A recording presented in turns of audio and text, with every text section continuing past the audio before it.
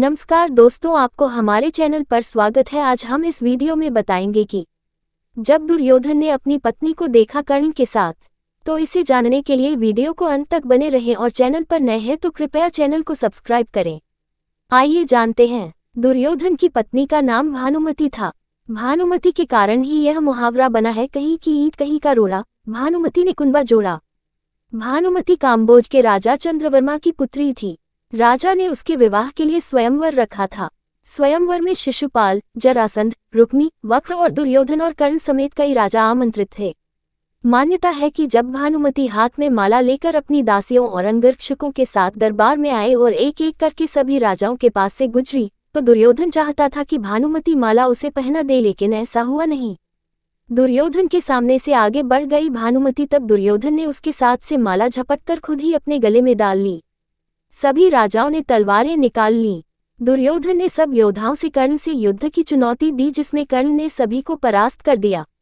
भानुमति को हस्तिनापुर ले आने के बाद दुर्योधन ने उससे ये कहकर सही ठहराया कि भीष्म पितामह भी अपने सौतेले भाइयों के लिए अंबा, अंबिका और अंबालिका का हरण करके ले आए थे। इसी तर्क से भानुमति भी मान गई और दोनों ने विवाह कर लिया। दोनों की 2 संतान हुई। एक पुत्र लक्ष्मण था, जिसे अभिमन्यु ने युद्ध में मारा दिया था, और पुत्री लक्ष्मणा, जिसका विवाह कृष्ण के जामवंती से जन्मे पुत्र साम से हुआ था। कहते हैं कि भानुमति का कर्ण के साथ अच्छा संबंध हो चला था।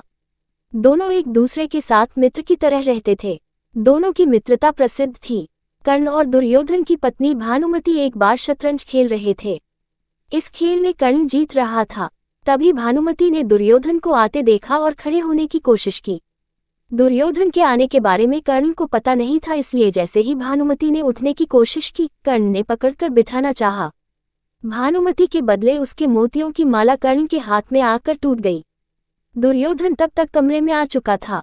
दुर्योधन को देखकर भानुमति और कर्ण दोनों डर गए कि दुर्योधन को कहीं कुछ गलत शक न हो जाए। परंतु दुर्योधन को कर्ण पर बहुत विश्वास था। उसने सिर्फ इतना कहा कि मोतियों को उठा ले, और वह जिस उद्देश्य से आया था उस संबंध में कर्ण से चर्चा करने लगा। इस विश्वास के चलते ही कर्ण गलत समझ लिए जाने से बच गए। हालांकि कुछ लोग इस घटना का वर्णन इस तरह करते हैं कि दोनों शतरंज खेल रहे थे। भानुमति हार रही थी तो कर्ण प्रसन्न था। इतने में दुर्योधन के आने की आहट हुई तो भानुमति सहसा ही खेल छोड़कर उठने लगी। कर्ण को लगा कि वो हार के डर से भाग रही है, इसलिए उसने उसका आंचल झपटा। अचानक ही की गई इस हरकत से भानुमति का आंचल फट गया और उसके सारे मोती भी वहीं बिखर गए। ऐसे ही समय कर्ण को भी दुर्योधन आता हुआ दिखाई दिया। दोनों शर्म से मरे जा रहे थे और उन्हें डर सता रहा था कि अब दुर्योधन क्या समझेगा।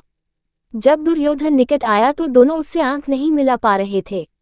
तब दुर्योधन ने हंसकर कहा कि मोती बिखरे रहने दोगे या मैं तुम्हारी मदद करूं मोती समेटने में।